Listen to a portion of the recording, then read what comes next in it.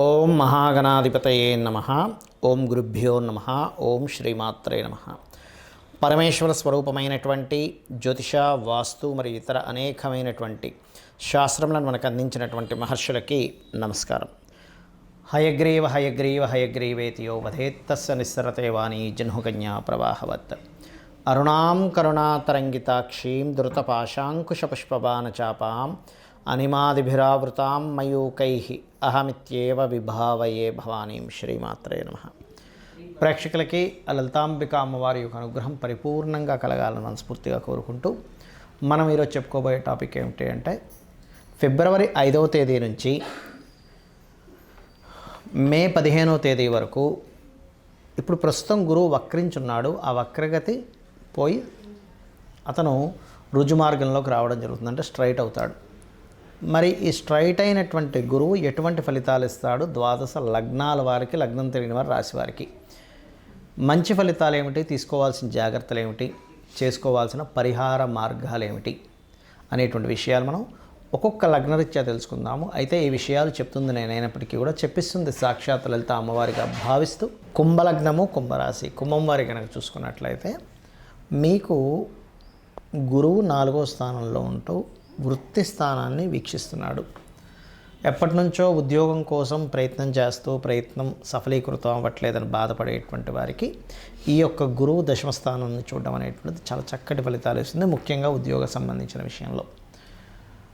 అయితే ఇక్కడ అదొకటే కాకుండా ఇక్కడ మనం చూసుకోవాల్సింది ఏమిటంటే, సంతాన సంబంధించిన విషయంలో, సంతానానికి ఇన్వెస్ట్మెంట్స్ విషయంలో, సంతానం ఏదైనా మీరు ఇన్వెస్ట్మెంట్ చేయడం కాదు, మీ యొక్క సంతానం ఇన్వెస్ట్మెంట్ ఏదైనా చేసే విషయంలో కానీ, విదేశాలకు వెళ్ళే విషయంలో కానీ క్లారిటీగా అక్కడికి వెళ్ళడం వల్ల ఏ ఇబ్బంది కలగదు అనుకున్నప్పుడు మాత్రమే మీ యొక్క సంతానాన్ని విదేశాలకు పంపించండి. అదేవిధంగా ఈ యొక్క కుంభం వారికి జీవిత భాగస్వామి పేరు మీద ఏదైనా ప్రాపర్టీ కానీ, బంగారం కానీ తీసుకునేటువంటి సమయం నడుస్తుంది గురువు రుజుగతి ఉండడం వల్ల. కాకపోతే మీరు మాత్రం ఏదైనా ఒక ప్రాపర్టీ తీసుకునేటప్పుడు 1-4 సార్లు ఇందులో ఏదైనా లీగల్గా ఇష్యూస్ ఉన్నాయి ఏంటి అని తెలుసుకొని తీసుకోవాలి. ఇది మీ కుంభం వారికి. కానీ మీ జీవిత భాగస్వామికి మాత్రం అటువంటి ఇబ్బంది ఏమి ఉండదు. కాకపోతే ఇక్కడ అష్టమ స్థానంలో కేతువు యొక్క సంచారం జరుగుతుంది కాబట్టి మీ జీవిత భాగస్వామిని కొంచెం ఫైనాన్స్ మ్యాటర్స్ విషయంలో జాగ్రత్తగా ఉండమని చెప్పాలి. కాకపోతే వారికి ఏదైనా కొత్తగా సబ్జెక్ట్స్ నేర్చుకోవడానికి కానివ్వండి, గృహము, వాహనము కొనుగోలు చేయడానికి కానివ్వండి, అదేవిధంగా కన్స్ట్రక్షన్ రిలేటెడ్ సంబంధించిన విషయంలో గతంలో అయిపోయిన కాస్త ముందు కదలడానికి కానివ్వండి, చాలా చాలా బాగున్నాయి. అయితే ఇక్కడ ప్రధానంగా మీరు ఎక్కువగా ఆరాధించవలసిన దేవతా స్వరూపం ఎవరు, ఏమిటి అని చెప్పి చూసుకున్నట్లయితే, అష్టమంలో కేతువు యొక్క సంచారం జరుగుతుంది కాబట్టి పూర్వీకుల ఆస్తులకు సంబంధించిన విషయంలో ఏవైనా చిన్న చిన్న ఇబ్బందులు వస్తున్నప్పుడు గణపతిని తలుచుకుంటూ విష్ణు సహస్రనామాలు చేయడం, అందులో ప్రధానంగా ల్యాండ్ విషయంలోనే ఎక్కువ ఇబ్బంది అవుతుంది అనుకునేటువంటి వారు వారాహి అమ్మవారి అష్టోత్తరము, వారాహి అమ్మవారికి గంధముతో ఒక్కొక్క నామాన్ని చేసినట్లయితే ఖచ్చితంగా మీకు ఉన్నటువంటి భూ సంబంధించినటువంటి వివాదాలు తొలగుతాయి.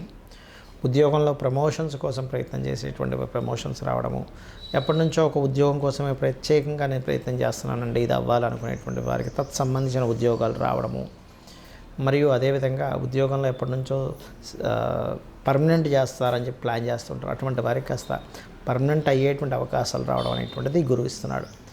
అయితే మీరు ఇక్కడ ప్రధానంగా విష్ణు ఆరాధన మరియు ఆంజనేయ స్వామి ఆలయానికి వెళ్ళి అక్కడ తమలపాకులతో పూజ చేస్తారు, అది చేయించుకోండి. అన్ని విధాలా మీకు బాగుంటుంది. గురుగ్రహం యొక్క బలము ఎంత బాగుంటే జీవులు అంత బాగుంటారు, గుర్తుపెట్టుకోండి. అంటే మనం జన్మజాతకంలో గురువు బాగున్నాడు, ఎన్ని కష్ట నష్టాలు వచ్చినా, ఎన్ని ఒడిదుడుకులు వచ్చినా లైఫ్లో ఖచ్చితంగా వాళ్ళ లైఫ్ సాఫీగా వెళ్ళిపోతూ ఉంటుంది. అయితే ఇక్కడ గురువు బాగుండడం అంటే ఏమిటనే విషయం మనం తెలుసుకోవాలి. ఇక్కడ 2 రకాలుగా ఉంటుంది. ఒకటి మీ జన్మజాతకంలో గురువు బాగుండడం, రెండవది గోచారంలో గురుగ్రహం యొక్క స్థితి బాగుండడం.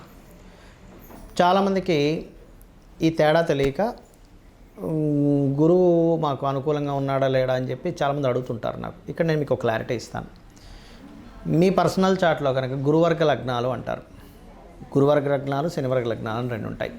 ఏమిటి ఆ గురువర్గ లగ్నాలు? మేషము, కర్కాటకము, సింహము, వృశ్చికము, ధనస్సు, మీనం గురువర్గ లగ్నాలు. ఈ లగ్నానికి గురువు శుభుడు. ఎక్కడ ఉంటే అక్కడ నుంచి ఏ భావాలను చూస్తున్నామో ఆ భావాల్ని యాక్టివ్ చేస్తాడు, అది కూడా బాగుండాలి.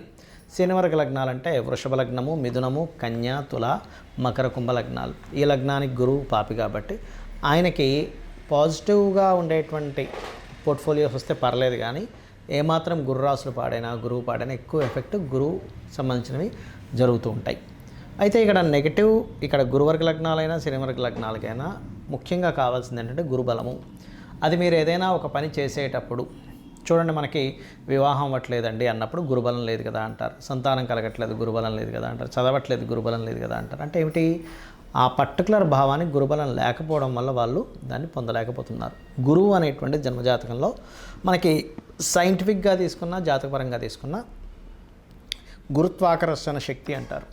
మన భూమి మీదకి ఎర్త్కి ఏదైనా సరే ఒక శకలం లాంటిది ఏదైనా వస్తున్నా గురుత్వాకర్షణ శక్తి దాని వైపు లాగేసుకుంటుంది. గురుగ్రహం అనేది లేకపోతే ఇప్పటికీ ఎన్నో శకలాల భూమి మీద పడి భూమే ఉండేది కాదు.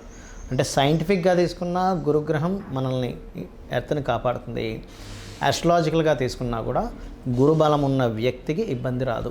మరి గురుబలాన్ని ఎలా పెంచుకోవాలి? సర్వసాధారణంగా మనకు జాతకం చూడడం కనుక తెలిస్తే గురువు బాగున్నాడు కాబట్టి భయం లేదు, నిర్భయంగా వెళ్ళొచ్చు అంటాం.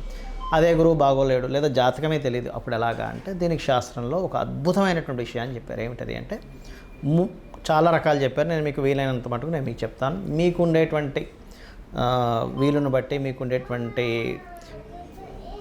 పరిసరాలను బట్టి, మీకు ఉండేటువంటి స్తోమతను బట్టి మీరు చేసుకోండి. ఒకటి, గురుబలం పెరగాలి అంటే గురుసేవ చేయాలి. గురుసేవ చేయడం ఒకటి గురుబలం పెరగడానికి. లేదండి మాకెవరు గురువులు లేరు, ఎలాగా?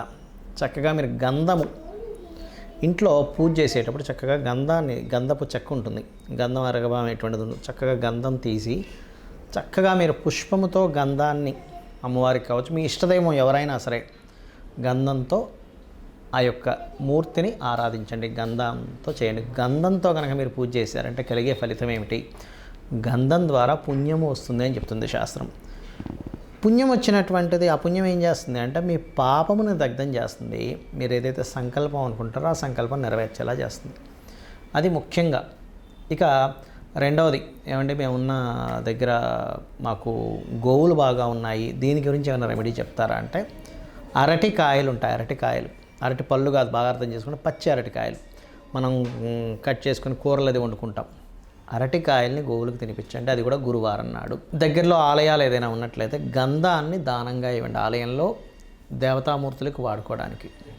లేదా పసుపుని దానంగా ఇచ్చినా కొంతవరకు ఉంటుంది. ఇంకా ఎక్కువ తీవ్రంగా ఇబ్బంది ఉందన్నప్పుడు గంధపు నీటితో శివుడికి అభిషేకం చేయొచ్చు. దక్షిణామూర్తి యొక్క స్తోత్ర పఠనం కనుక విన్నట్లయితే గురుబలం పెరుగుతుంది. మరి గురుబలం పెరిగితే ఎన్ని లాభాలు ఉంటాయి? 1-2 కాదు, గుర్తుపెట్టుకోండి.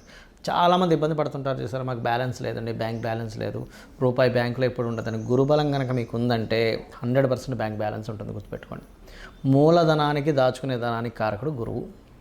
ఇక రెండవది, ఆపద వచ్చినట్టే ఇంక మనకి ఇంకేమైంది, అయిపోయింది, ఇంక మన జీవితం అయిపోయింది అనుకున్న స్టేజ్ దాకా వచ్చినా సరే మళ్ళీ అలాగ పక్కన తీసి పరమాత్మ మిమ్మల్ని కాపాడినట్టుగా మీ లైఫ్లో మిరాకిల్స్ చూస్తారు గురుబలం పెరిగినట్లయితే.